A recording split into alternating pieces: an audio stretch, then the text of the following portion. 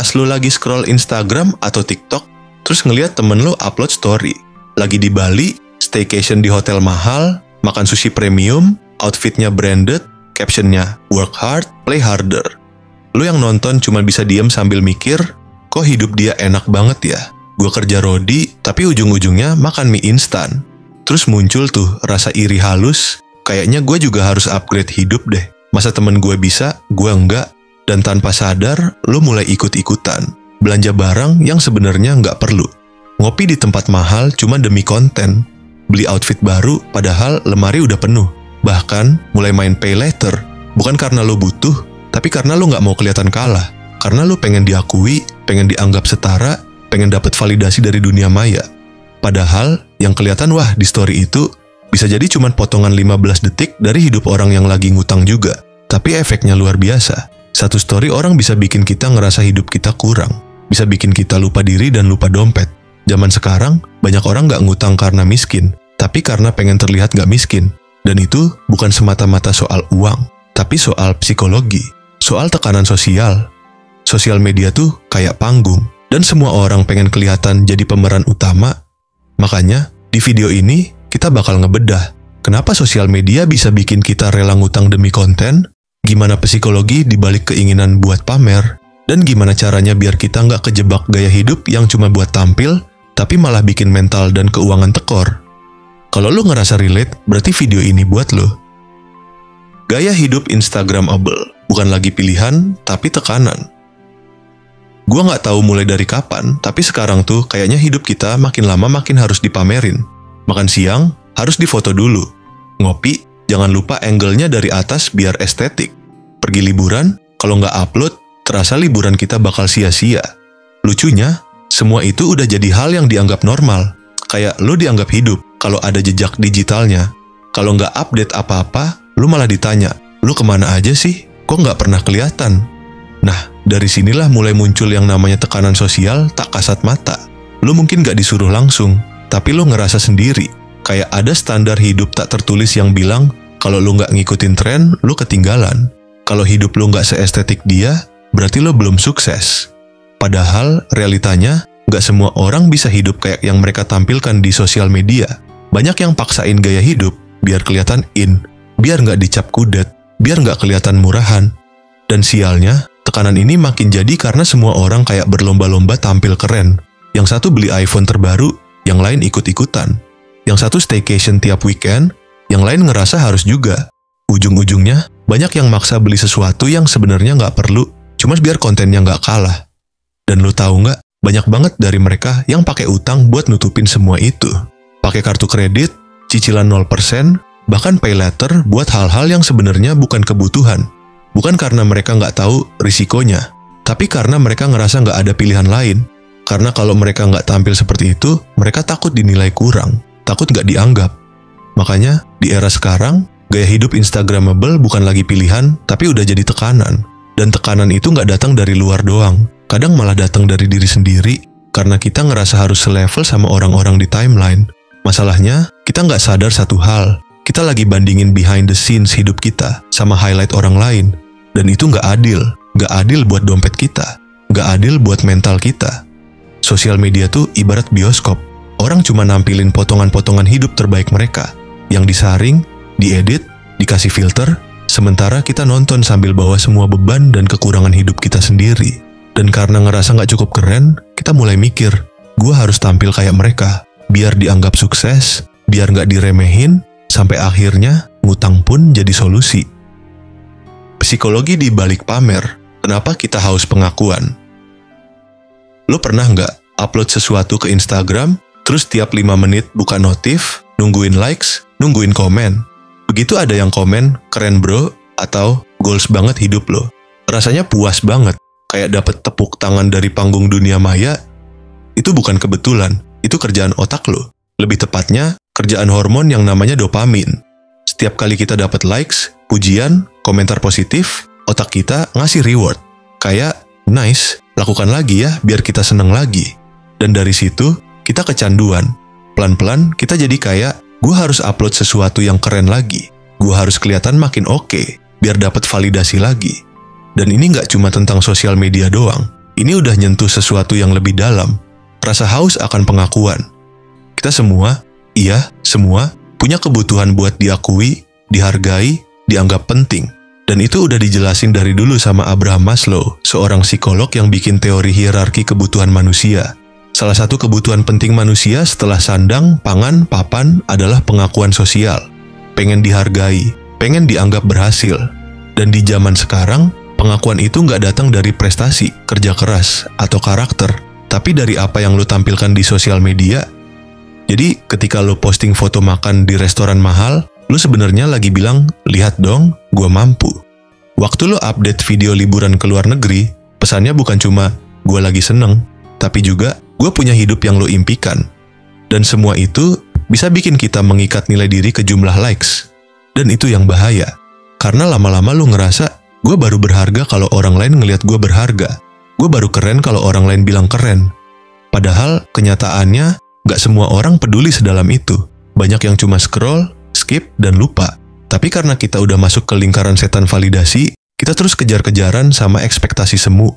Dan parahnya, kadang kita ngorbanin apa aja buat itu. Ngorbanin waktu, ngorbanin tenaga, bahkan ngorbanin keuangan. Ngutang buat beli image, ngejar pengakuan dengan cara yang menyiksa. Semua itu karena satu hal, kita haus dianggap berhasil.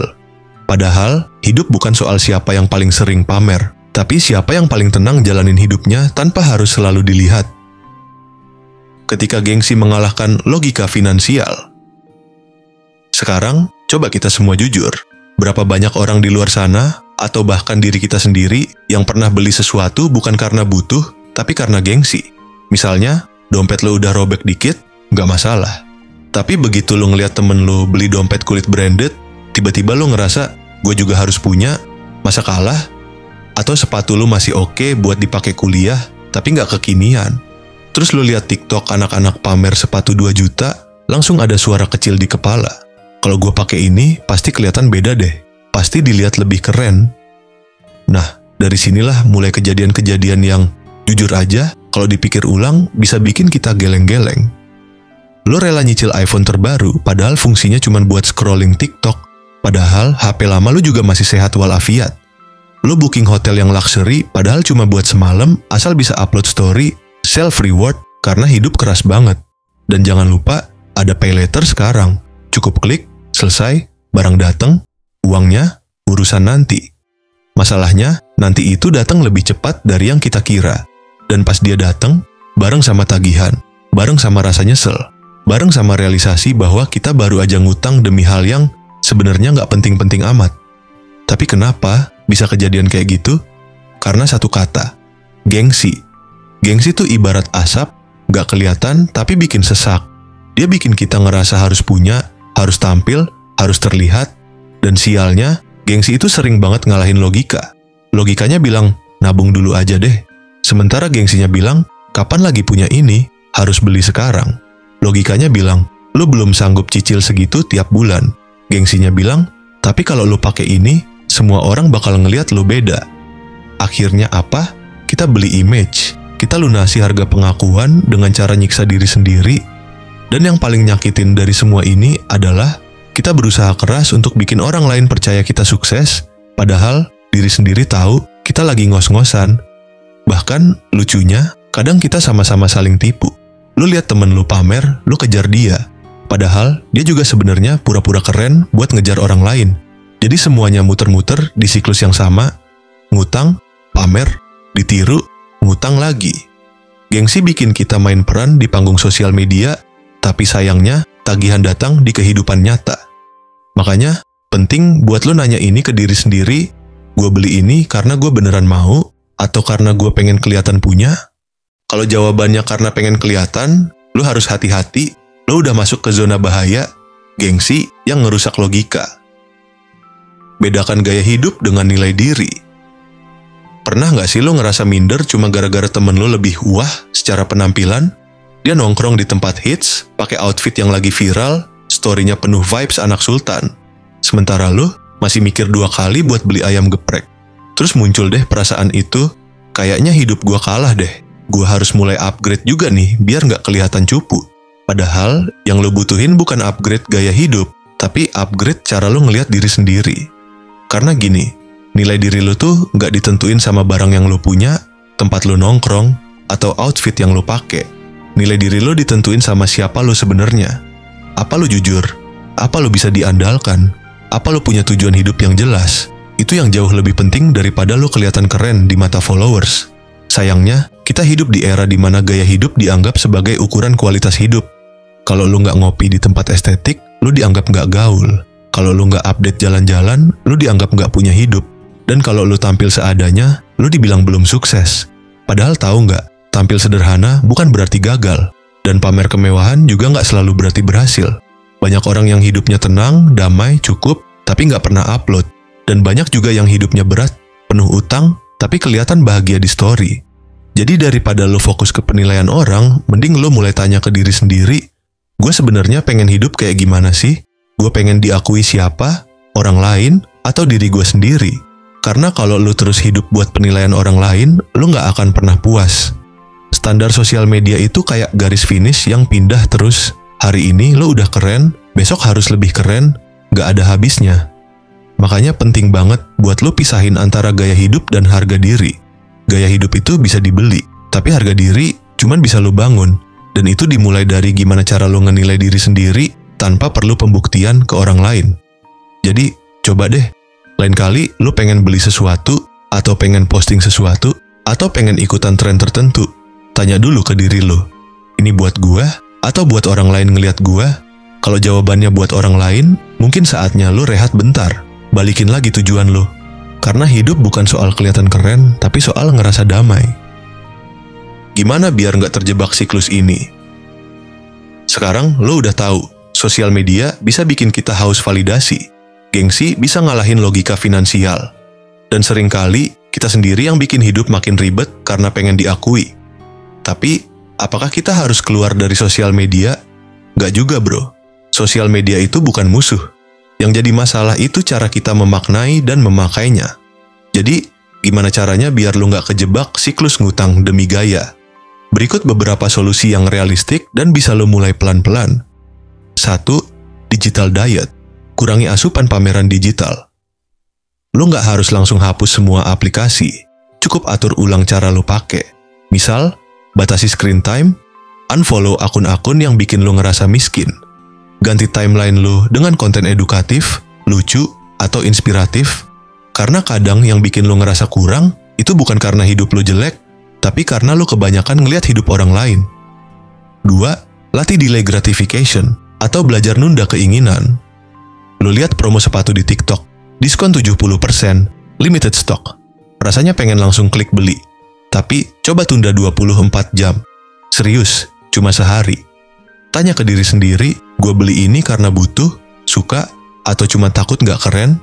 Kebanyakan keinginan impulsif itu hilang kalau dikasih waktu. Dan dengan nunda, lo juga ngelatih diri buat gak dikendalikan emosi sesaat. 3. Buat goal keuangan yang bermakna.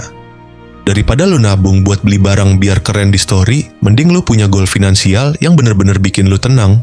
Dana darurat, bayar utang, modal usaha, atau traveling bareng keluarga. Bukan buat pamer, tapi buat momen. Kalau lo punya tujuan yang jelas, lo jadi punya alasan kuat buat nolak belanja nggak penting. 4. Tumbuhin self-worth dari hal yang nggak bisa diukur uang. Belajar hal baru, bangun kebiasaan baik, bantu orang lain tanpa pamer, dan jalanin hidup yang jujur dan konsisten. Semua itu mungkin nggak bisa di-like, tapi dijamin bikin lo lebih damai.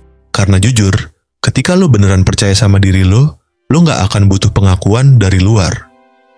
Dan yang terakhir, ubah pertanyaan harian lo.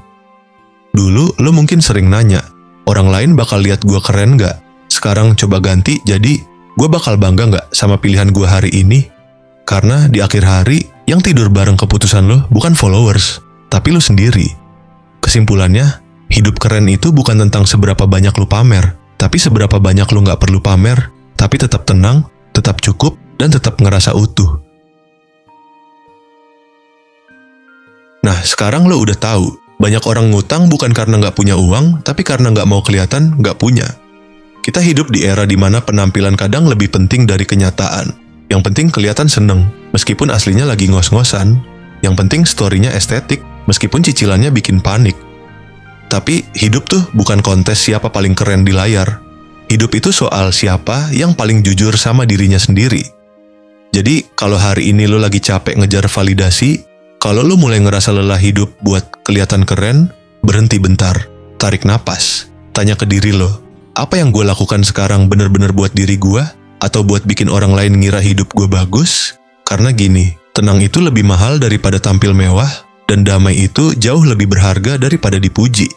Gak usah malu jadi sederhana, gak usah takut gak kelihatan. Yang penting, lu beneran jalanin hidup yang lu pilih sendiri, bukan yang didikte sosial media. Kalau lu ngerasa relate sama video ini, dan pernah ada di fase kayak gitu, bagiin cerita lu di komentar. Apa hal paling ngotot yang pernah lu beli atau lakuin cuma biar kelihatan keren di sosial media? Jujur aja, biar yang lain juga sadar. Kita semua pernah kejebak, tapi kita bisa belajar. Dan jangan lupa, kalau video ini bermanfaat, bantu share ke temen lo yang hidupnya kelihatan wah banget, tapi lo curiga tagihannya juga wah. Dan sampai ketemu di video berikutnya.